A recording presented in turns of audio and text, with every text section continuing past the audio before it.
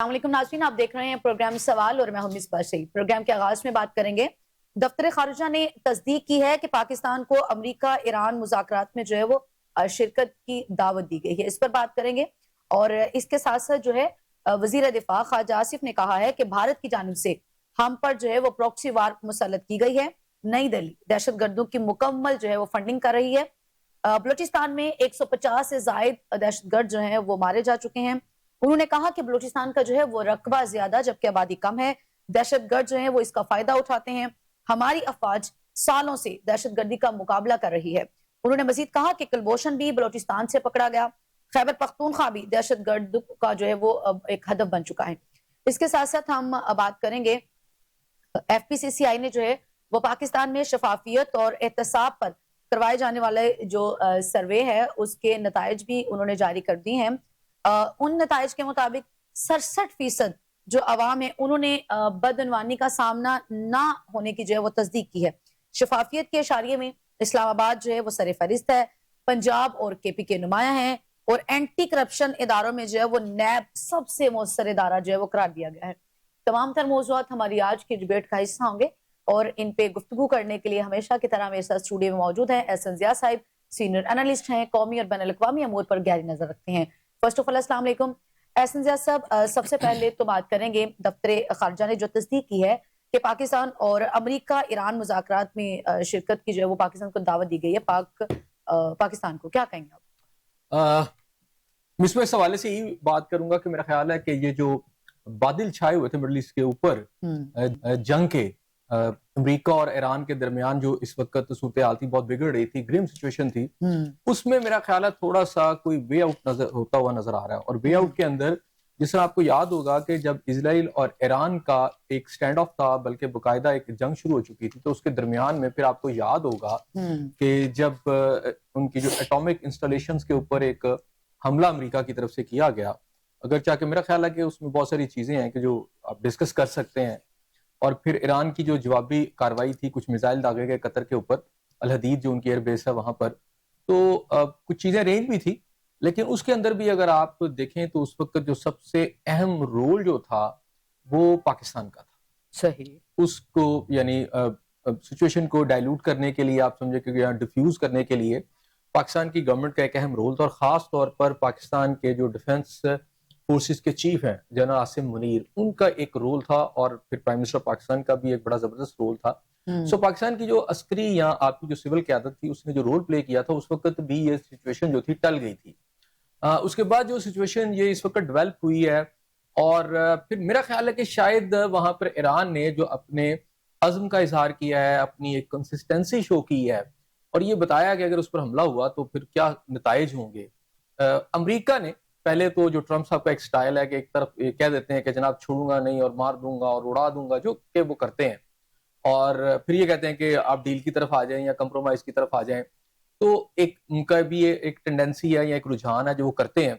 Iran के हवाले से मुझे लगता है कि अमेरिका भी एक ऐसी सिचुएशन में फंस गया है कि अब वो क्या कहते हैं कि जनाब ना उसे निगला जा सकता है, ना उसे बाहर फेंका जा सकता है। एक ऐसी सिचुएशन है।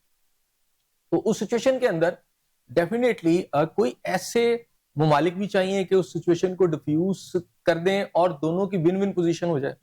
मुझे लगता है कि इस वक्त चीजें इस तरफ जा रही हैं कि किसी तरीके से कोई इस तरह की सूरत हाल बन जाए जिसमें ईरान का भी जो समझे कि उसकी जो नेशनल अहमियत है, उनकी जो एक अज़्म है, या जो वो कह रहे हैं अपनी इंडिपेंडेंट सोवरेनिटी की बात करें, वो भी उसमें से निकल जाए, और अमेरिका भी किसी तरीके से फिलहाल इस सिचुएशन से मुझे लग रहा है कि निकलना चाह रहा है। अच्छा सब तो इन मुज़ाकरात में जो है वो ऑब्वियसली फिर ईरान की जानिब से भी तो कुछ पॉइंट्स जो है वो सॉलिड पॉइंट सामने रखे जाएंगे, तो क्या जो नुकात ईरान की जानिब से सामने आएंगे वो अमेरिका या फिर इजराइल को वो काबिल कबूल होंगे?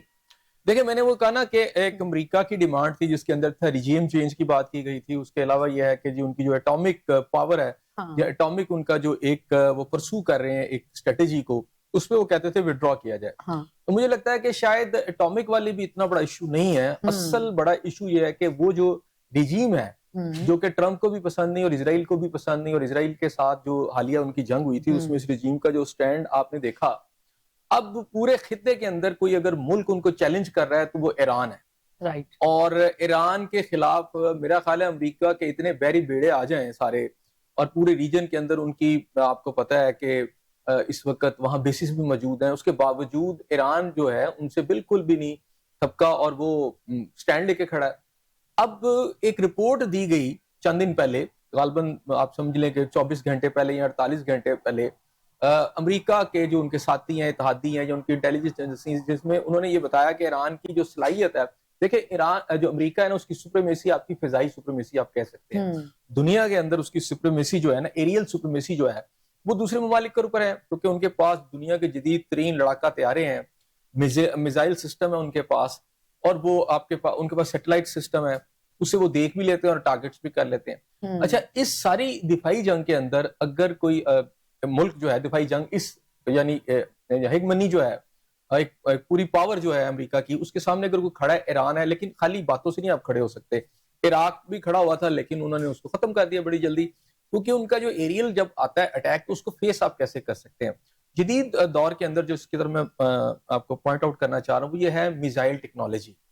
تو ایران نے درمیانے درجے کے جو رینج کے بھی اور لانگ رینج بھی جو میزائلز ہیں ان کی جو ٹیکنالوجی ہے وہ بتایا ہے کہ ان کے پاس ہے. اسرائیل کے ساتھ ان کے جو میزائل جا کے ٹکرائے، ان کا پورا ان کا سسٹم، ڈیفنس سسٹم جو تھا، ایر ڈوم وغیرہ جو دیگر سسٹم جتنے بھی تھے ان کے، اچھا وہ سارے کے سارے ناکام ہوئے. اس کی وجہ ہے کہ ایران نے کچھ ایسی میزائل ٹیکنالوجی بھی دکھائی جس کی سپیڈ بہت زیادہ تھی، اور وہ فضا میں جا کے جب نیچے کی طرف آتا تھا تو اس کی سپیڈ بہت زیادہ اور بڑھ جاتی تھی، تو اس کو روکنا بڑا مشکل تھا.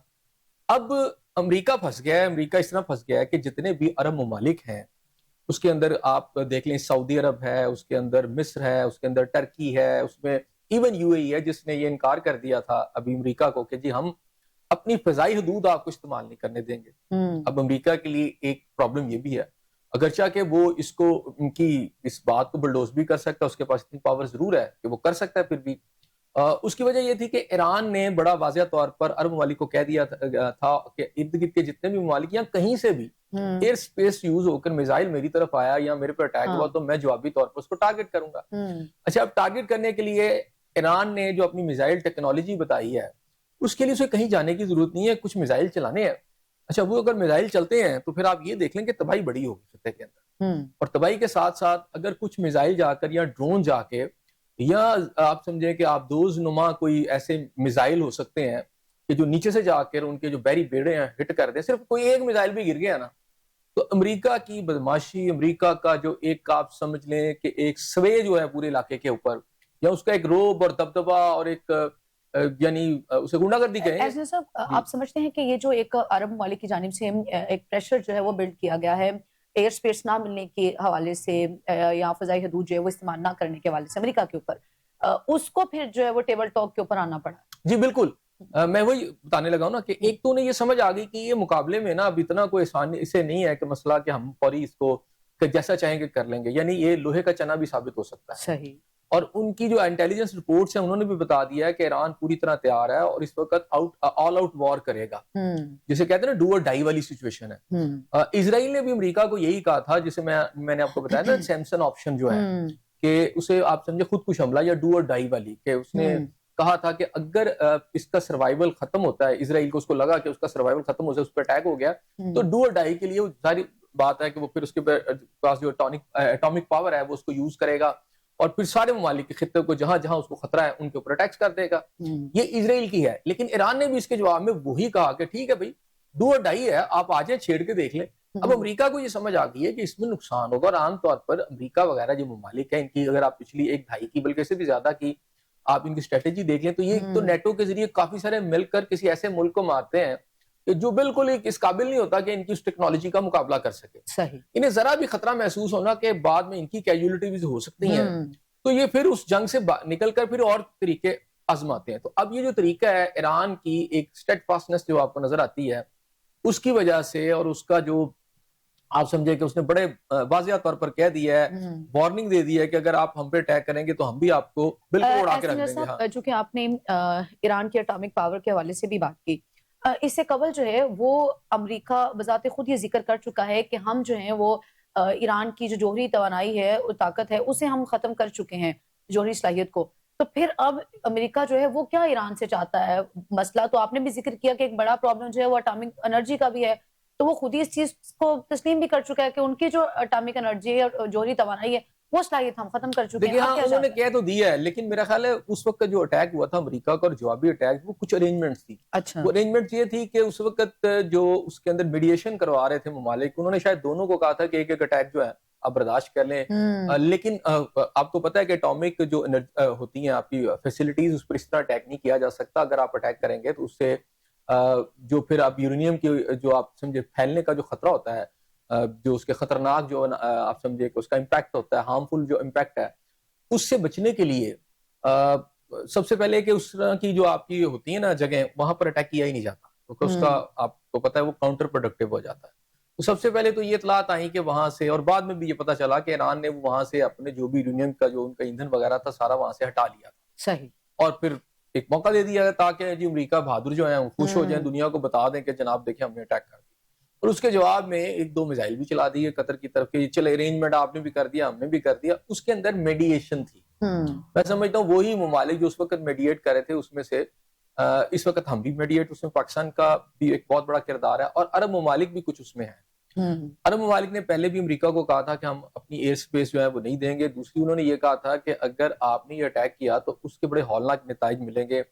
ایک تو ایران جو ہے وہ آپ کے اس جگہ پر بیٹھا ہوا ہے کہ وہاں سے جو آپ کا دنیا کا آلموسٹ 20 سے 30% جتنا بھی آئل گیس وہاں سے گزرتا ہے خلیج سے، وہ اس کو سب کو روک سکتا ہے. پورا کا سلسلہ متاثر ہو جائے گا.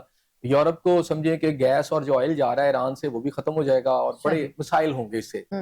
ایک دوسری بات یہ ہے کہ عربوں کو بھی اس سے بہت مسائل ہوں گے اگر اٹیکس ہو جاتے ہیں اس کے اوپر جن کی ایئر سپیس یوز ہوتی ہے. اگر فرض کیا قطر سے یوز ہوتی تو ایران تو پھر حق بجانے ہی ہوا، اس نے کہا جی ہم نے کرنا ہے. تو اس کا جو امپیکٹ پورے خطے میں آئے گا وہ بڑا خوفناک ہے. اچھا یہ امپیکٹ جو ہے سمپلی یہ ایران کے لیے نہیں ہوگا، مسلم امہ کے لیے بڑا خوفناک ہے اگر حملہ ہوتا ہے امریکہ کا.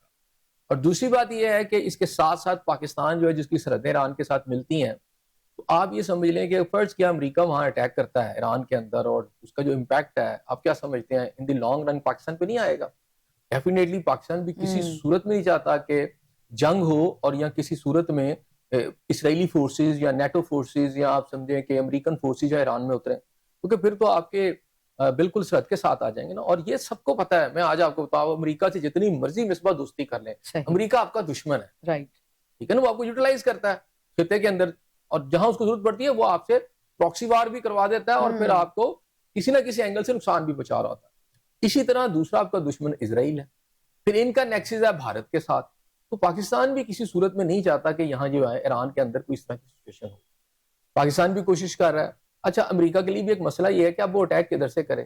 آپ کے پاس اس کے پاس صرف رہ جاتے ہیں آپ کے یہ جو آپ کے ان کے جو جہازوں کے جو کیریئر ہیں، ایئرپلین جو بڑے اس وقت بیڑے جو ہیں ان کے آ کے کھڑے ہیں وہاں پہ 3-4 جو ہیں. اچھا وہ ایک وہی رہ جاتے ہیں، یا اس کے پاس اس وقت خلیج میں جو اس کی ایئر بیسز ہیں وہ ہیں.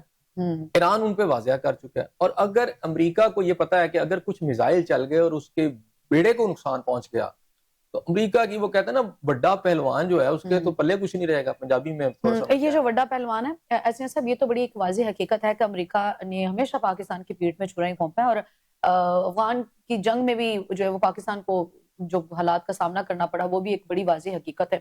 اتنا کچھ ہونے کے باوجود بھی ہم یہ دیکھتے ہیں کہ ہم ایک تو ماضی سے سبق نہیں سیکھتے، پھر ہم ریلائی بھی کرتے ہیں امریکہ کے اوپر. ابھی آپ نے بھی ذکر کیا کہ بڑا پہلوان ہے، اس کو باقی سب کو خبردار ہو جانا چاہیے.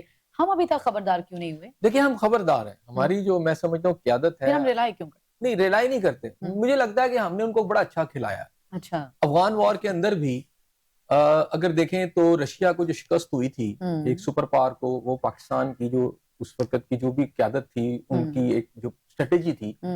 پھر اس کے بعد 9/11 کے بعد امریکہ افغانستان میں آیا اور وہ اس کے لیے کویگمائر بن گئی.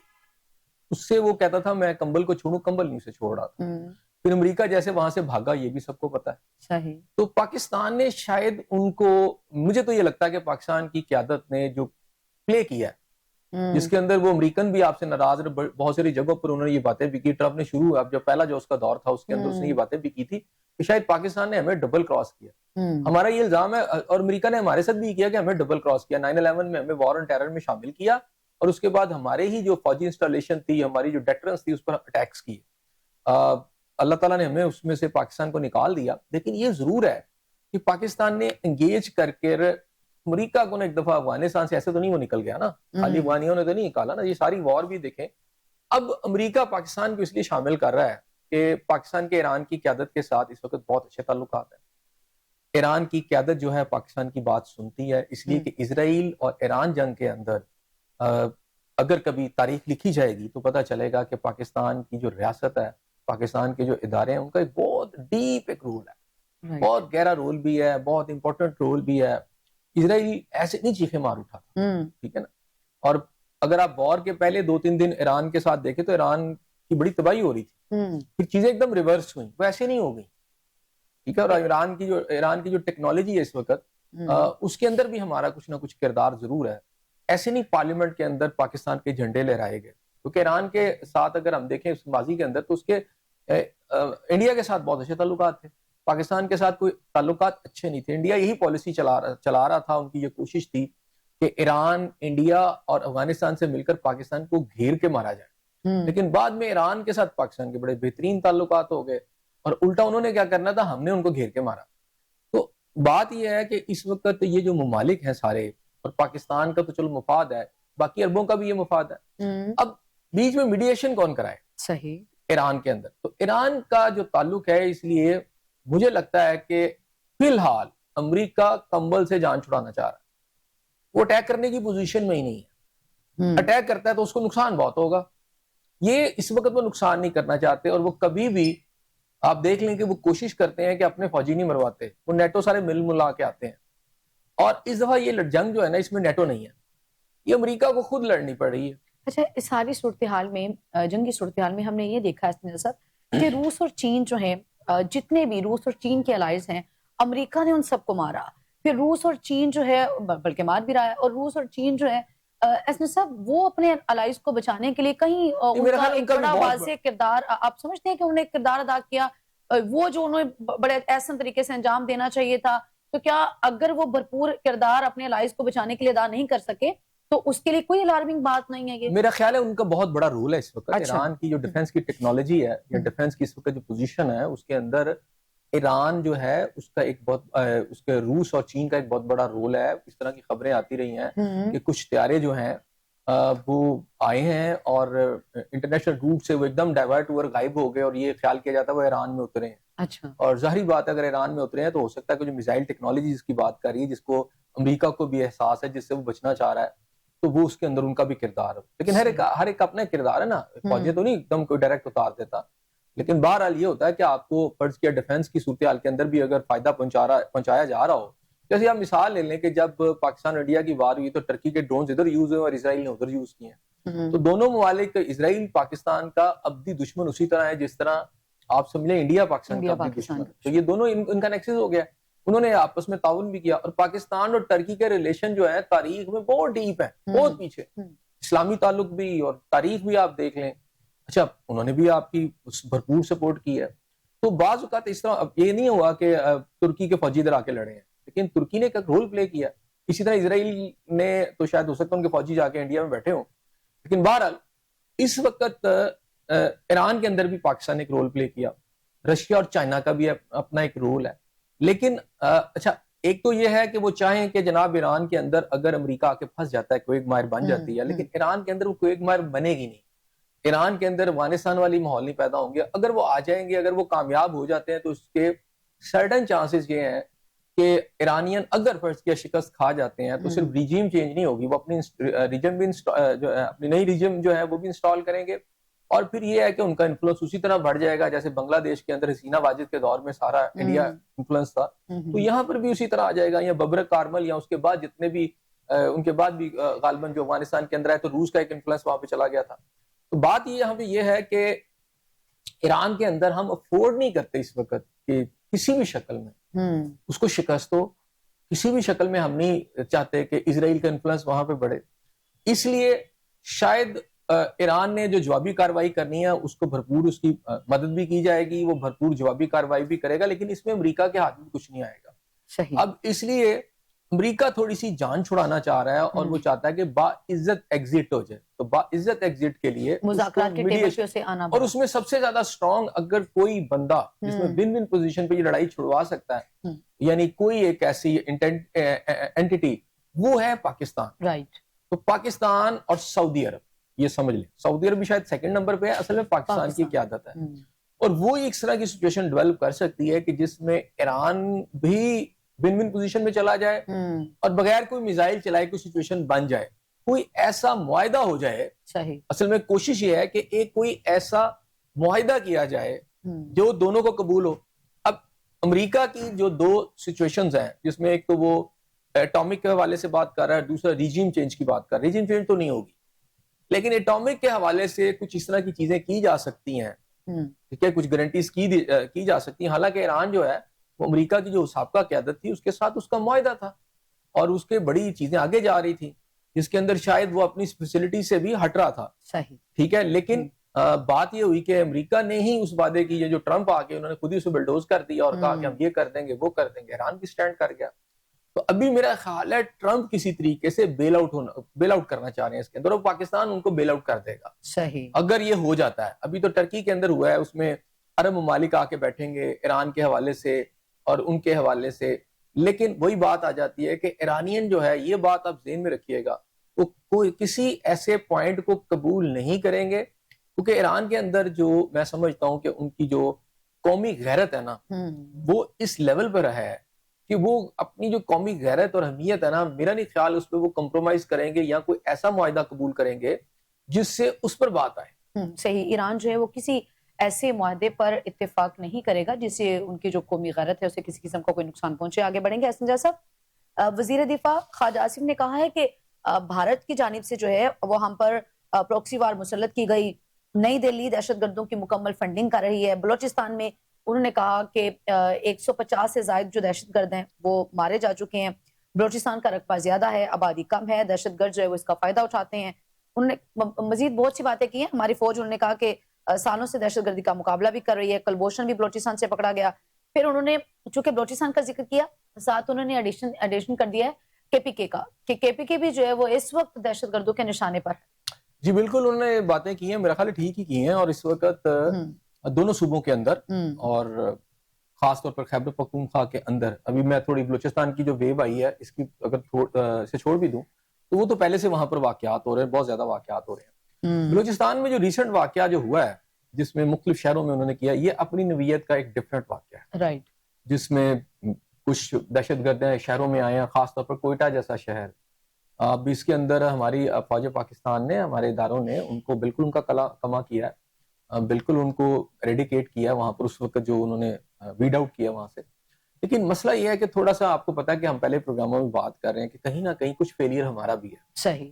اب بلوچستان جیسے شہر میں آ جانا یا نوشکی میں یا باقی شہروں میں آ کر کرنا, اس کا مطلب ہے اگر آپ بلوچستان کی سرحد دیکھیں اور انڈیا اس میں ملوث ہے, تو انڈیا ہے ڈیفینیٹلی فنڈنگ اور سارا اسلحہ اور یہ سب کچھ, تو بارڈر سے لے کر شہروں کے اندر آنے تک ایک بہت وسیع آپ سمجھے موومنٹ کرنی پڑتی ہے. تو اگر ہمیں نہیں پتا چلا اور وہ آ کے ہمیں پتا چلا کہ وہ سب کچھ کر گئے اور پھر ہم نے کیا, تو کچھ ہمیں اپنے گریبان میں بھی دیکھنا چاہیے. سیکیورٹی لیبس ہے, اسے انٹیلیجنس آپ لیبس کہیں گے. اچھا, وہ لیبس جو ہے انٹیلیجنس کا وہ ہے, سیکیورٹی لیبس بھی ہے, انٹیلیجنس لیبس بھی ہے. وہ کیوں ہوا؟ اب ٹھیک ہے ہم اس کے بعد جتنے مرضی نعرے لگا لیں, لیکن ایسا واقعہ اب دوبارہ نہیں ہم افورڈ کر سکتے.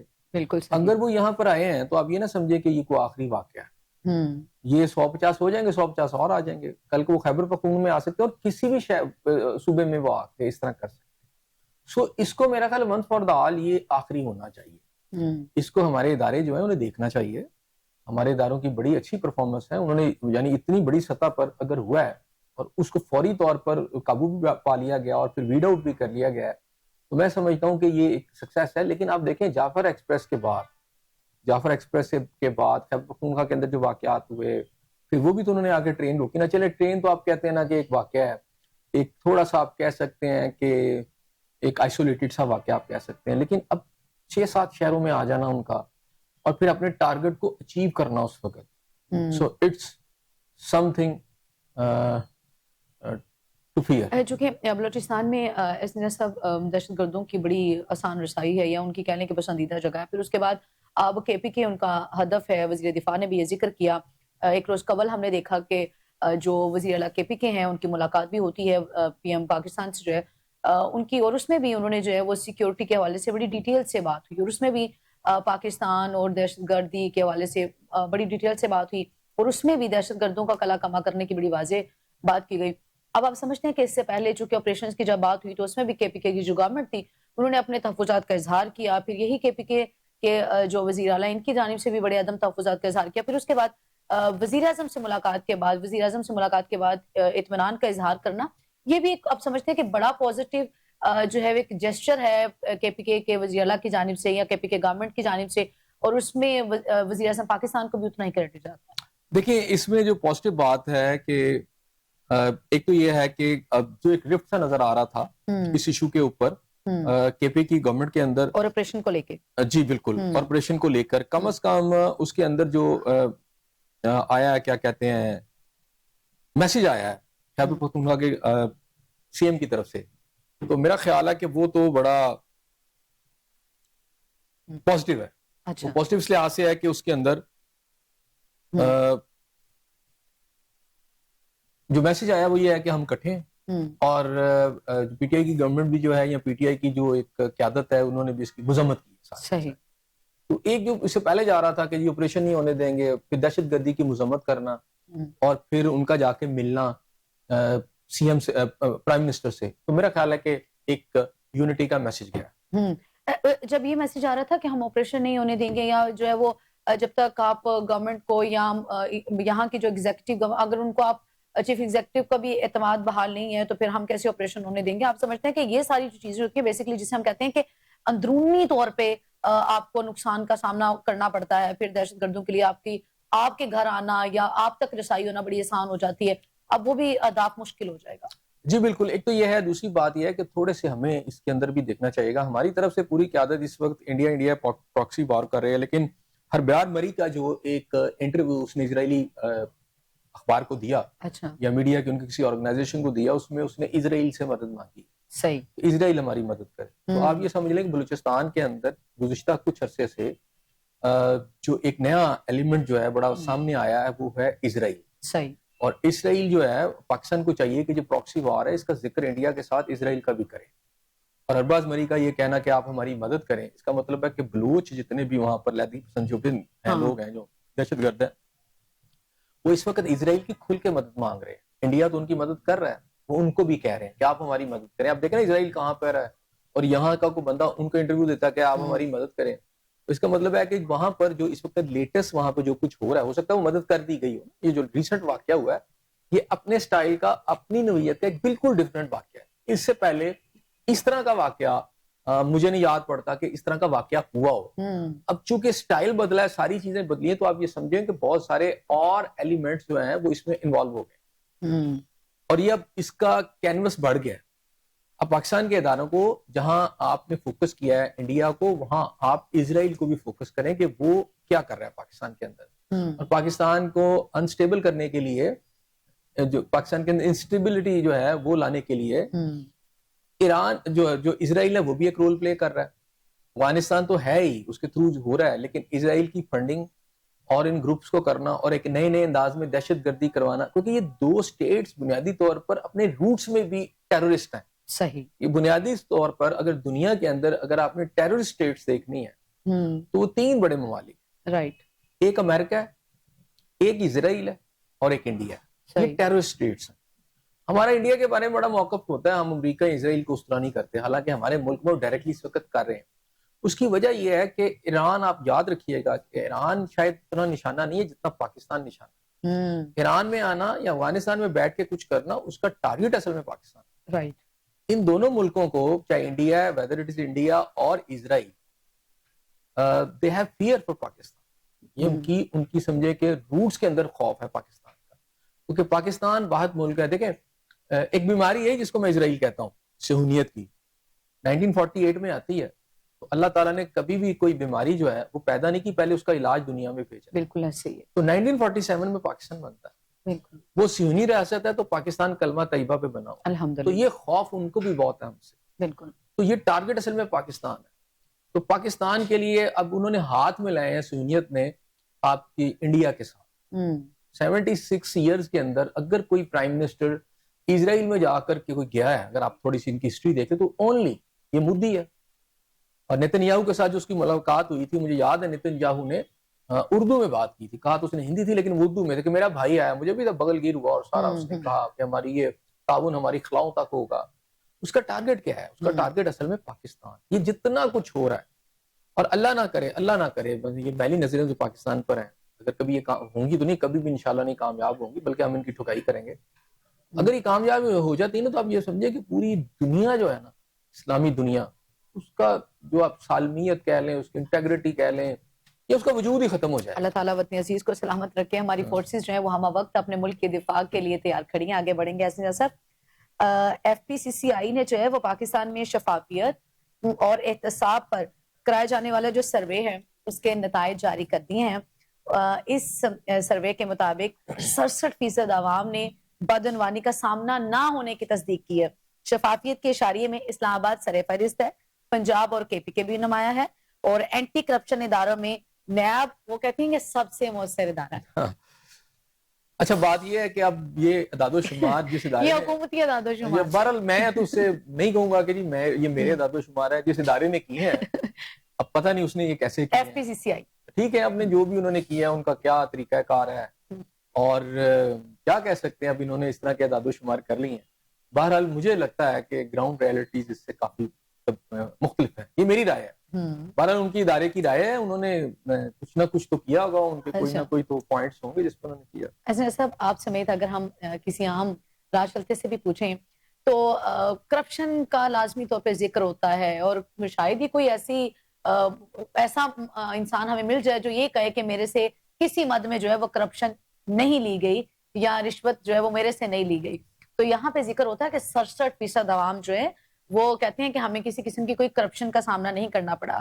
اگر تو یہ حقیقت ہے تو ایسا پھر ہم یہ کہیں کہ آپ کا جو سسٹم ہے وہ بہت اچھا ہے، آپ کی جو عوام ہے اس کا آپ کے سسٹم کے اوپر اتنا اعتماد ہے، یا اب اعتماد بحال ہونا شروع ہو گیا ہے؟ میں اس کو نیب کو بھی تو ذاتی رائے نہیں دیکھیں، میں اس میں ذاتی رائے نہیں دیتا.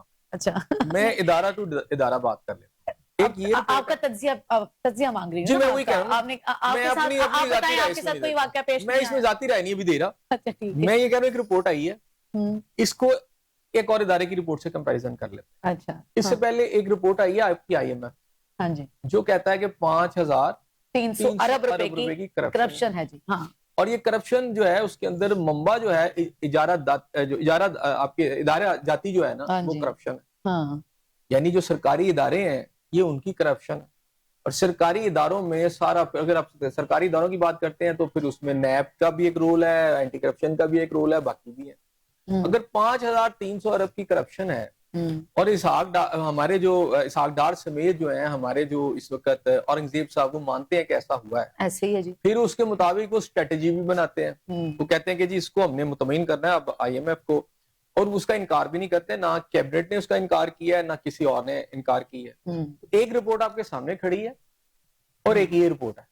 میں کس کو تسلیم کروں؟ جو یہ ایف پی سی سی آئی ہے، پھر ہم کس کی رپورٹ کے اوپر میں نے تو یہ کہا کہ کیا جائے، اس رپورٹ کو مانیں یا پھر وہ جو آئی ایم ایف جس کے سر پہ آپ چل رہے ہیں وہ آپ کو کہہ رہی ہے کہ آپ نے 5300 ارب کی کرپشن کی ہے. پھر اس کے بعد آپ ہی کی بات کو سیکنڈ کری ہوں کہ پھر اس کے بعد یہ تمام جو حکام بالا ہیں انہوں نے بھی اس بات کی تصدیق کی کہ ہاں بالکل ایسا ہے. آئی ایم ایف نے تو ہماری آنکھیں کھول دی، ہمیں تو پتہ ہی نہیں تھا کہ اتنی کرپشن ہو رہی ہے. میرا خیال ہے کہ سب سے امپورٹنٹ بات یہ ہے کہ یہ اتنی، اگر اس کی صحت اس رپورٹ کی اتنی اچھی ہے تو کیبنٹ جو ہے اس وقت اس کو چاہیے کہ اس رپورٹ کو لے کر اور آئی ایم ایف کے ماتھے پہ مارے کہ ہمارا تو ملک بڑا اچھا ہے، یہاں تو دیکھیں یہ صورتحال ہے، یہ آپ نے کیا رپورٹ دے دی. آئی ایم ایف کے جو فیکٹس اینڈ فائنڈنگ ہے، اگر آپ کہتے ہیں کہ ادارے میں نے تو کہا کہ اگر اتنی اچھی رپورٹ ہے، اس کا مطلب تو یہ ہے کہ جو آئی ایم ایف آپ کو تو خود بھی نہیں پتا ہوتا، آئی ایم ایف کے مطابق آپ کو پتہ ہی نہیں ہوتا، آپ جو فیکٹس اینڈ فگر آپ دیتے ہیں وہ تو اس سے ریلائی نہیں کر رہے ہوتے. میں نے یہ کہا کہ آپ پاکستانی عوام کو بھی چھوڑ دیں. میں تو اس رپورٹ کی صحت کے حوالے سے کہہ رہا ہوں کہ اگر یہ اتنی اچھی ہے رپورٹ تو کیبنٹ پکڑے، پرائم منسٹر صاحب یہ رپورٹ پکڑیں اور آئی ایم ایف کے حوالے کر دیں کہ بھائی آپ نے جو 5300 ارب روپے کی کرپشن کی بات کی ہے ہمارے اداروں کی بیوروکریسی کی جو آپ نے بات کی، انہوں نے بیوروکریسی کو بتایا نا کہ یہ کیا ہے. اس سے پہلے خواجہ آصف صاحب خود بتا رہے ہیں کہ جناب وہ کیا کہتے ہیں یہاں سے آپ کی بیوروکریسی جو ہے وہ کیسے پیسہ جو ہے وہ جا کے پرتگال میں لے جا رہی ہے اور زمینیں بنا رہی ہے. آپ کے اپنے منسٹر کہہ رہے ہیں نا، میں تو نہیں کہہ رہا، میں تو چھوڑے، مجھے تو چھوڑ دینا ایکس وائی زیڈ سمجھے. آپ کے اپنے منسٹر کہہ رہے ہیں، فیڈرل منسٹر جو ہیں، اور وہ بتا رہے ہیں دفاع کے کہ جناب یہ صورتحال اس وقت آپ کے ملک میں تو پیسہ ادھر جا رہا ہے. اچھا اس کی بھی آج تک کوئی تردید نہیں آئی. اچھا وہ کیا ہے، اس کے بعد پھر آئی ایم ایف آ جاتا ہے اور اس کے بعد ہمیں یہ رپورٹ دی جاتی ہے. تو یہ تو میرا خیال ہے اس کی کاپی اٹھا کر ایک تو خواجہ آصف صاحب کو بھیجنی چاہیے، ایک کاپی آئی ایم ایف کو بھیجنی چاہیے، ایک ورلڈ بینک کو دینی چاہیے. چلے عوام کو تو آ گئی، میڈیا کے پاس بھی آ گئی تو مسئلہ حل ہو جاتا. چلے یہ دیکھنے والوں پہ چھوڑ دیتے ہیں کہ وہ کیا رائے دیتے ہیں اس حوالے سے، کتنے پرسنٹ کرپشن جو ہے وہ ختم ہو چکی ہے. پھر تو یہ ہے کہ اگر 67% عوام اعتماد کا اظہار کرتی ہے تو اس کا مطلب یہ ہے کہ آپ کا سسٹم بہتری کی جانب جا رہا ہے. بہت شکریہ احسن زیاں صاحب آپ کا. ناظرین آپ کا پروگرام دیکھنے کا بے حد شکریہ. فی الوقت مجھے اور احسن زیاں کو دے اجازت. کل پھر ملاقات ہوگی، سیم چینل سیم ٹائم. اللہ نگہبان.